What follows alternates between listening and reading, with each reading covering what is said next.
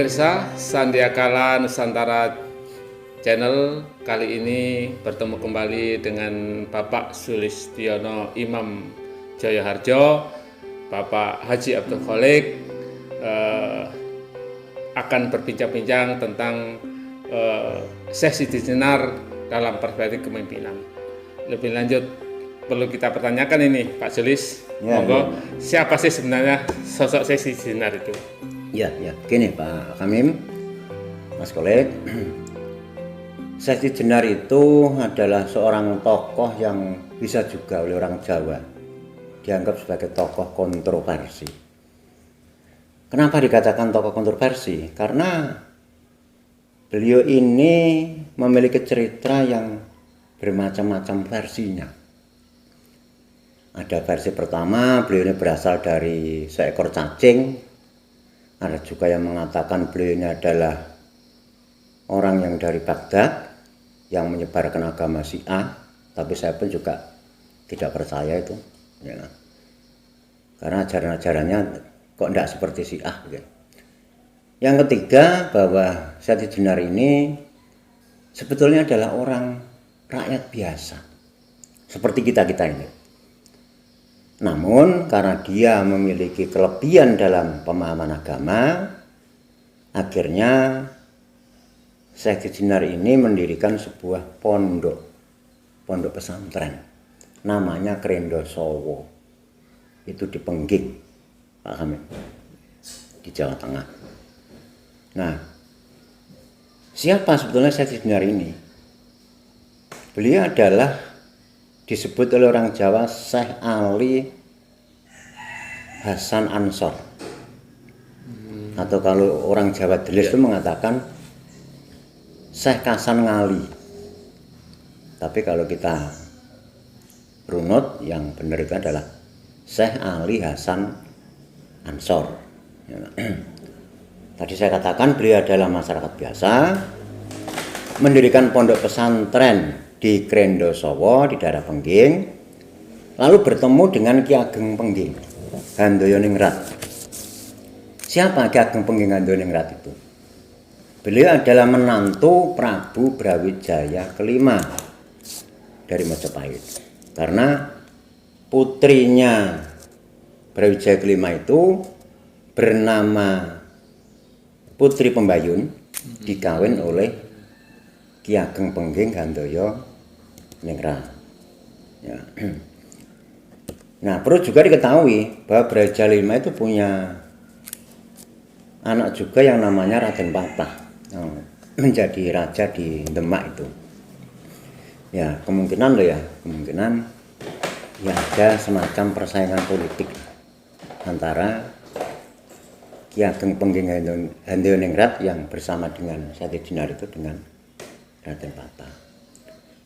Ketika beliau mendirikan pondok pesantren dan banyak muridnya, juga banyak masanya, juga banyak pendukungnya, akhirnya menimbulkan kekhawatiran bagi Raden Patah.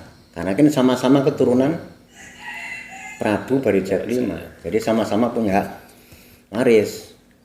Nah, akhirnya mungkin kalau kita lihat dari kacamata politik, ya, ada kekhawatiran dari Raden Patah. Kalau ini dibiarkan berkembang terus-menerus, ya toh, mungkin akan mengancam kekuatan politik, ya toh, mengancam kekuasaan Raden Patah. Itu sekelumit tentang siapa yang namanya sosok Syekh Siti Jenar. Tapi juga ada yang mengatakan bahwa Seti Jenar itu berasal dari Sragen, dari daerah Mabang. Mabang itu Lemabang. Di Sragen itu ada yang namanya wilayah Mabang, Lemabang. Tapi saya nggak yakin kalau Seti Jenar itu berasal dari Mabang. Terlalu jauh antara Sragen dengan Pengging, terlalu jauh. Jadi kok kelihatannya beliau ini berasal dari wilayah Pengging sendiri. Itu. Oke, terima kasih Pak Sulis. Tadi Pak Sulis sedikit membahas tentang bahwa di dalam suatu warisan dari kerajaan atau orang-orang yang masih menganggap keturunannya Majapahit ini terjadi persinggungan.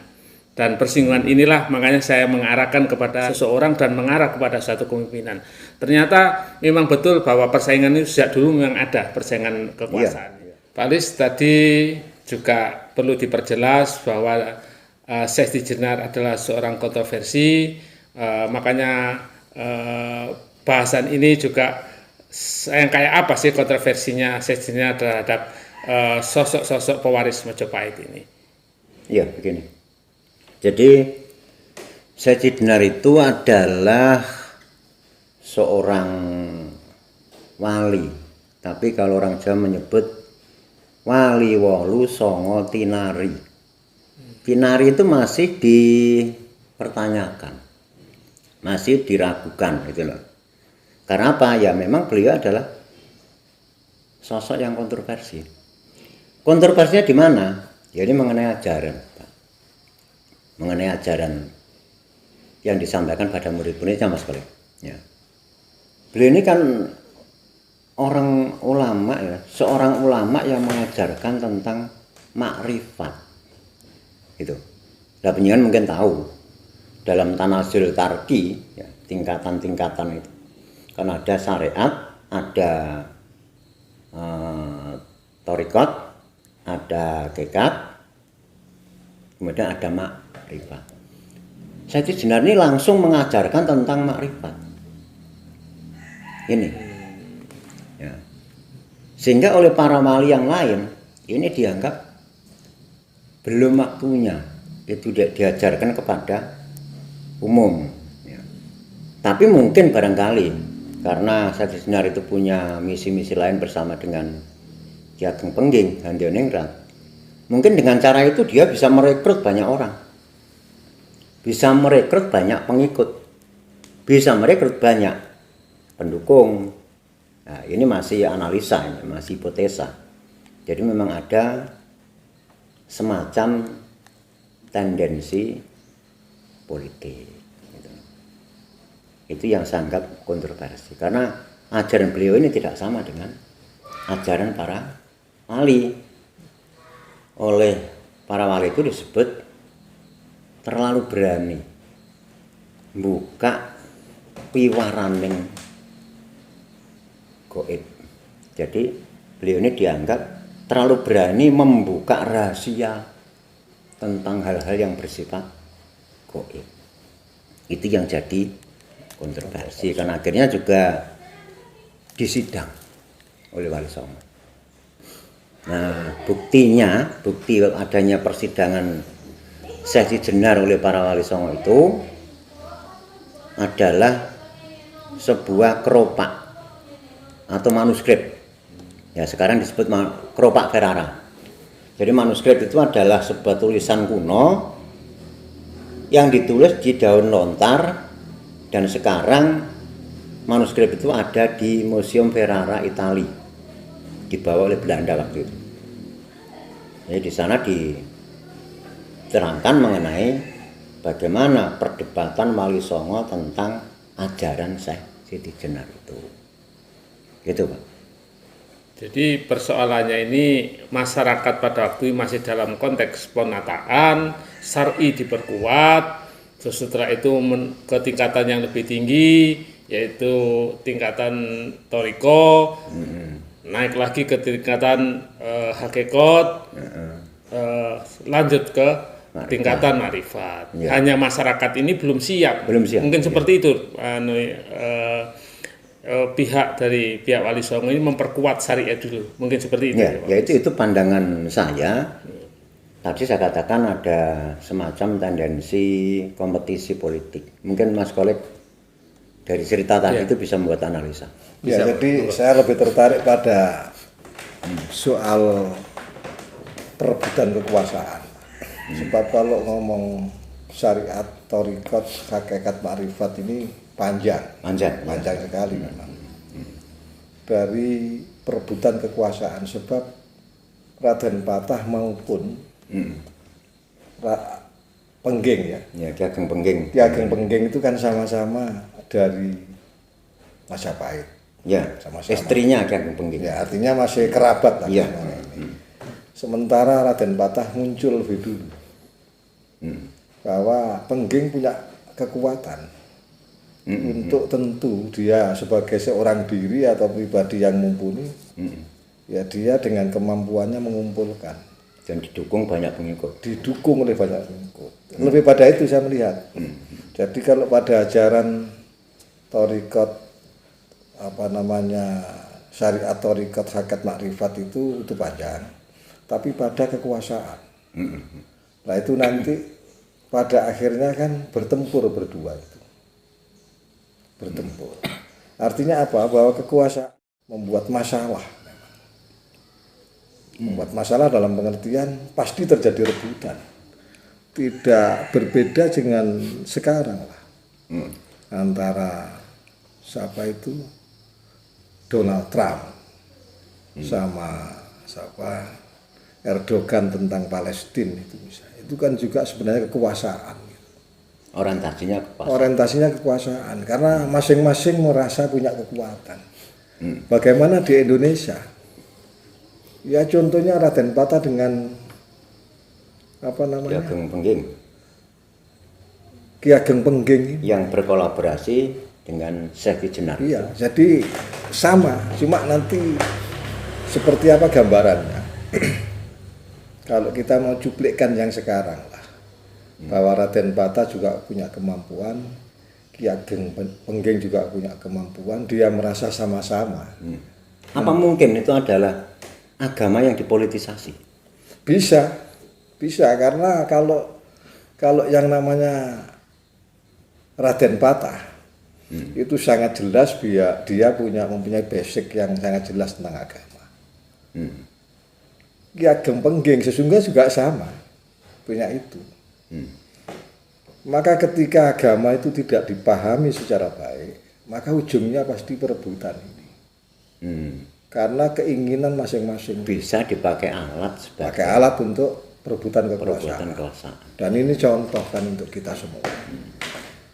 Apakah Raden Patah atau Ki Ageng Pengging jelek? Enggak, ini sekedar kita melihat contoh sejarah kan. Ya, ilustrasi lah. Ya, sejarah itu begini.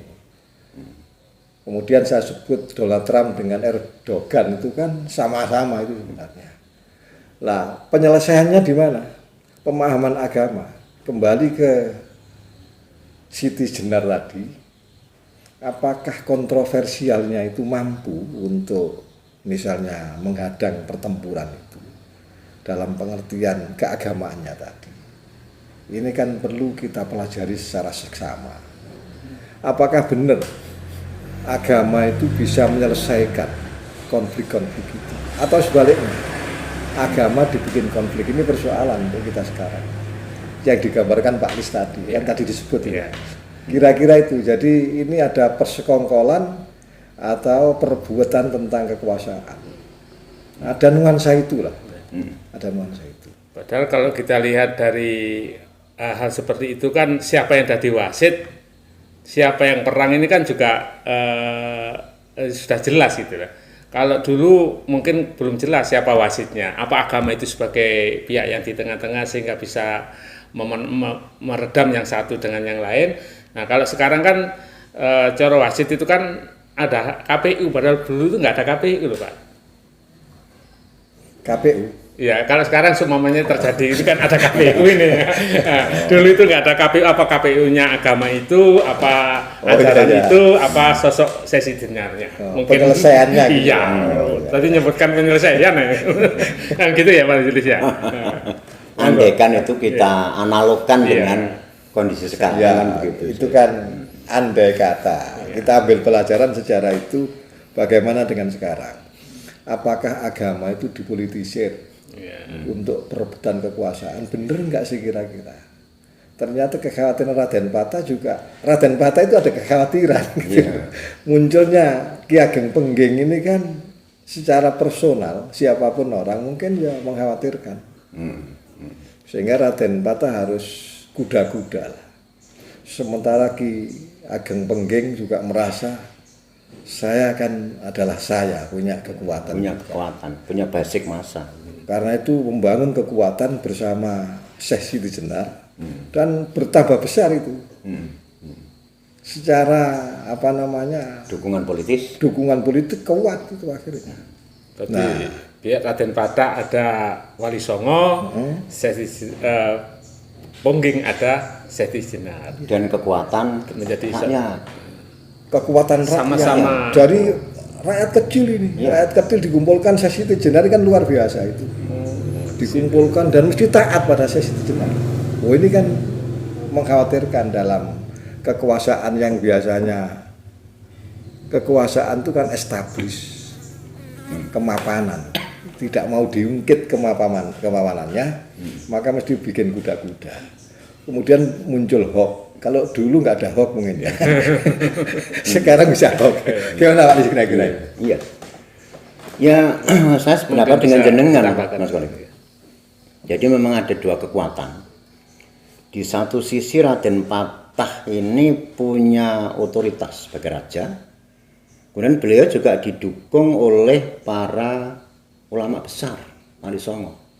Tapi juga ada di sisi lain, yakni Ki Ageng Pengging Ngandoningrat yang juga punya hak waris atas takhta Majapahit, ya, karena dari istrinya.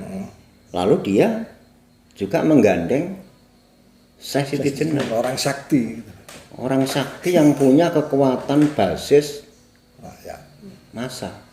Jadi dia ada kekuatan rakyat. Ini kan unik kan ini. Iya. Kalau kita bicara tentang pertentangan antara Seti Jenar dengan Wali Songo dan Raden Pathak kan unik ini. Nah ini saya kadang-kadang nggak berani Mas untuk ngomong belak-belakan, nggak berani, mungkin dengan bisa. Iya. Jadi kalau kita runut ya salah satunya memang bisa karena kekuasaan, bisa karena ego masing-masing lah. Karena begitu orang tidak mampu mengendalikan apapun namanya, ya kita bukan mengoreksi tokoh-tokoh itu ya. Ini kan pelajaran, maka kan bertempur. Bertempur itu kan beberapa sebab.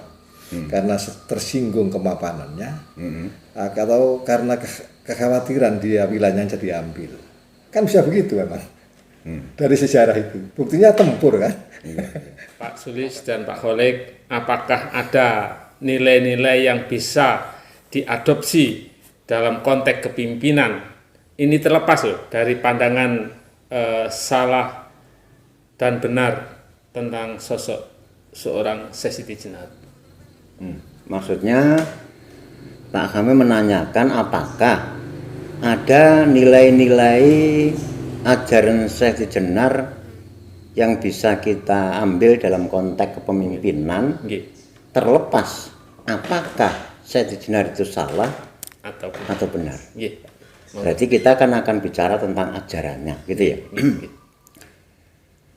Selama yang saya tahu bahwa ajaran pokok Syekh Siti Jenar itu adalah manunggaling kawula Gusti.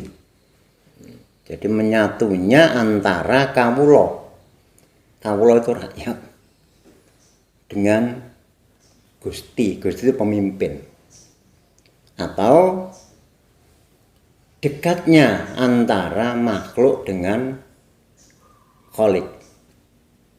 Itu inti ajarannya. Ya. Nah, kalau saya lihat seperti itu, memang ya ada benarnya. Yang namanya pemimpin kan juga harus dekat dengan manunggal dengan rakyat. Rakyat kan juga demikian, manunggal dengan pemimpin. Kalau kedua-duanya berada pada sebuah sudut yang terpisah, ya bagaimana yang namanya cita-cita membangun kesejahteraan, ya kan? Kecerdasan, ketertiban, ini kan sulit dicapai. Jadi kalau kita bicara konteks itu tadi, jadi konteks hubungan antar manusia, terutama antar pemimpin dengan rakyatnya, itu bagus. Nah, hubungan antara makhluk dengan Kholik, antara manusia dengan Tuhan, itu juga bagus. Tapi tidak manunggal berarti menyatu loh ya. Kalau kita manunggal menyatu itu rasa-rasanya ya kita juga harus banyak berpikir 1000 kali. Ya toh? Kalau manusia bisa menyatu dengan Tuhan itu harus berpikir 1000 kali. Tapi kalau kita dekat dengan Tuhan, itu harus kan. Ya toh? Orang Jawa mengatakan bahwa Gusti Allah itu tan kena kinaya ngopo adoh tan wewangenan cedak tan senggolan. Tuhan itu tidak bisa digambarkan dengan apapun. Tuhan itu dekat dengan kita, tak tersentuh. Jauh, tak terjangkau. Nah, itu mungkin nanti Mas Kole kan bisa melihat dari sudut pandang yang lain, baik itu sudut pandang hubungan antara manusia dengan manusia, hablum minan nas, dan hubungan manusia dengan Tuhan, hablum minallah. Vertikal dan horizontal. Ya, hubungan vertikal dan hubungan horizontal. Monggo, mungkin Pak Kolik bisa memberikan penjelasan. Ya kalau saya yang pahami Manunggale Kawula Gusti itu kan begini. Jadi terjemahan yang dari Pak Lis itu akrab dengan rakyat. Itu harus. Jadi keharusan. Tapi akrab dengan rakyat itu harus membawa pesan dari Tuhannya. Ya. Keakraban itu karena Tuhannya. Manunggale Kawula Gusti tadi. Jadi nilai-nilai yang diambil dari Tuhannya itu ditransformasikan kepada rakyatnya. Jadi nggak bisa pisah ini. Rakyat itu merasa tentram karena yang dibawa oleh pemimpin tadi. Karena rasa yang dirasa oleh Tuhannya. Karena yang diingin oleh Tuhannya. Manunggal dalam pengertian tujuan dan misi besar. Misi besar apa? Misi besar kemanusiaan. Kalau dikonkretkan sekarang, rakyat itu ya harus sangat dekat dengan pemimpin. Dan sebaliknya. Dan sebaliknya, pemimpin harus dekat dengan rakyat. Dekat itu bisa mengkritik, dekat itu bisa memarah-marahi, bisa. Memarah-marahi itu wajib juga ada, mengkritik wajib itu juga ada. Jangan kemudian pemimpin itu tidak mau dikritik. Dikritik terus marah-marah. Marah-marah. Ini kan usum begitu aja. Jadi repot Kan? ini. Iya kan, pemerintah ini kalau kita lihat di TV-TV dikritik sudah hoax.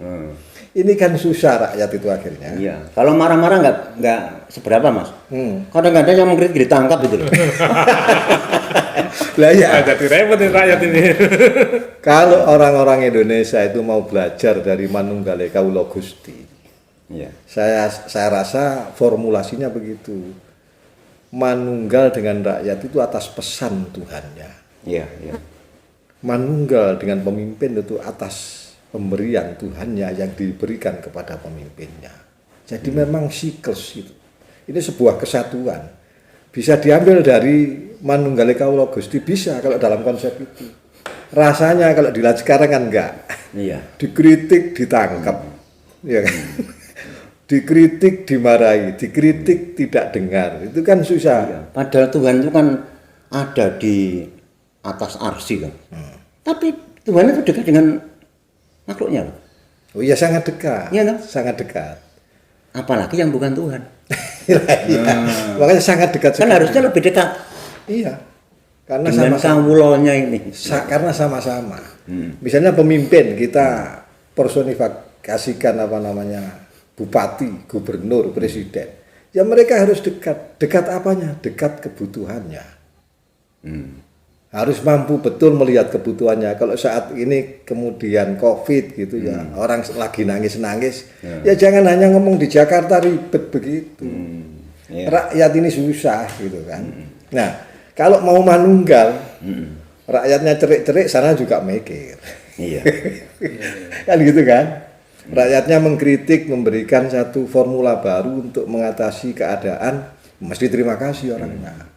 Tidak kemudian curiga, iki lapo. Dengan terbuka menerima sambate rakyat. Betul, itu Keluhannya manunggal. rakyat. Itu yang namanya manunggal. Manunggal itu. Merasakan apa yang dirasakan oleh Betul. rakyat. Kan begitu. Nah kira-kira sekarang bagaimana Pak?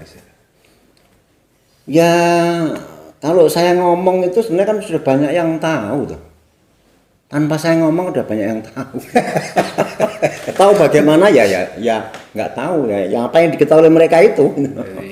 Jadi pemimpin itu mempunyai nilai spirit ketuhanan itu harus tinggi dan harus terwujud ya.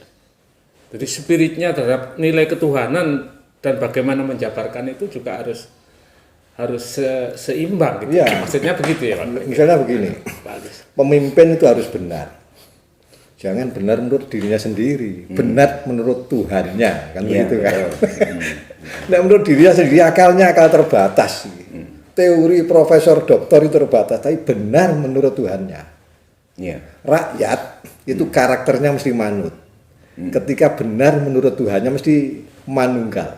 Benar menurut Tuhannya loh ya. Apa benar katanya? Kekuatan rakyat adalah kekuatan Tuhan. Betul. Ketika rakyat itu bicara atas nuraninya. Tapi kalau nuraninya sudah dipangkas, ya susah. Kemudian yang kedua, setelah dia benar memimpin itu harus amanah. Artinya dia punya tanggung jawab, bisa dipercaya, dan masyarakat mau mempercaya. Iya. Kan mesti begitu. Kemudian menyampaikannya, mampu menyampaikan berkomunikasi dengan rakyat itu secara baik sesuai dengan kemampuan daya pikir rakyat. Harus itu. Jadi pertama harus benar-benar mengguwe Gusti Allah, mengguwe Tuhan. Yang kedua dia harus bisa dipercaya. Bener mengguwe menungso. Nah, ini yang susah. Yang ketiga mampu berkomunikasi pemimpin itu. Berkomunikasi tentang yang dia lakukan, pesannya Tuhan tadi disampaikan kepada rakyat, membangun rakyatnya. Yang terakhir cerdas.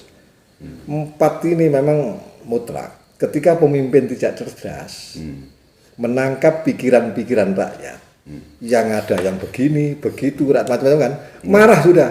Ini pemimpin tidak siap namanya. Jadi pemimpin kan harus punya sifat sidik, amanah, Nah, taktik, itu maksud saya, ya. Itu sebenarnya pemimpin. Kalau 4 ini katanya orangnya begini.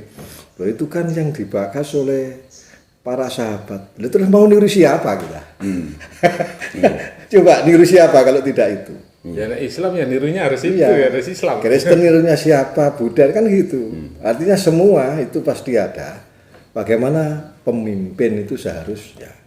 Sehingga manunggale kawula Gusti. Pemimpin Gusti kawula ini nyematu gitu loh. Dalam satu pesan rahmatan lil alamin dalam bahasa orang-orang Islam, dalam bahasa umum universal banget. Gitu. Manunggal ini rakyat, pemimpin Gustinya ini manunggal. Luar biasa itu yang namanya konsep dari Siti Jenar itu. Iya. Kalau yang dipahami itu tadi loh Pak. Iya. Yang saya pahami itu. menghilangkan sekat-sekat yang membedakan mana ini pemimpin dan mana ini rakyat kan gitu. Ketika dua-duanya sudah bisa menyatu, kemungkinan apa yang dicita-citakan oleh para founding father dulu itu, para pendiri bangsa ini akan bisa tercapai kan, mungkin begitu Mas? Iya, saya kan justru ingin memperjelas Pak Lis pengalamannya itu ya. Lalu kalau dilihat dari konteks kekinian, formulasi dari Syekh Siti Jenar itu bagaimana sih kira-kira yang kita rasakan saat-saat ini? Itu kan perlu itu juga. Ya, manunggaling kalau Gusti. Iya. Gimana saya harus menjawab ya Mas ya? Sebetulnya ini semua sudah dirasakan oleh banyak orang kan? Ya toh? Toh andai kan kalau saya jawab, mereka udah tahu jawabannya kok. Jenengan tanya saya jawab, jenengan sendiri udah tahu jawabannya.